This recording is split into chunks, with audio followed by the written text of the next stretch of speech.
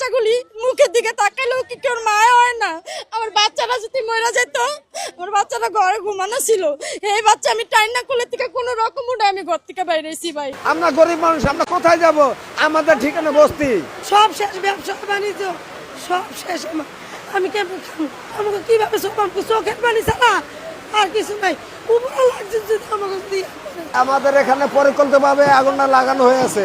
3 দিন আগে আমাদের এখানে ভেঙে দিয়ে গেছে সরকার, যে না বলে যে না যে 3 দিন আগে ভেঙে দিয়ে গেছে সরকারে, বলছে যে কি লেগে আপনারা যেন বস্তিবাসী হয়ে আছেন, কি লেগে সরকারি জায়গায় বসবাস করতেছেন। আমরা গরিব মানুষ, আমরা কোথায় যাব? আমাদের ঠিকানা বস্তি, আমাদের ঠিকানা বস্তি। তাই এখন আমাদের ভেঙে দেবো বা পুড়িয়ে দিব, কিন্তু আমাদের একটু সময় দিতে হবে। এইদের সামনে করা ছেলে মেয়ে নিয়ে আমরা কোথায় যাব? এখানে আমরা যে আমিনুল সাহেবের কাছে অনুরোধ নিয়ে গেছিলাম, তারা লোকের মাধ্যমে আমাদেরকে কুকুরের মতো দূর করে তারাই দিয়েছে। আমাদের কথা কোনো ইয়ে নাই।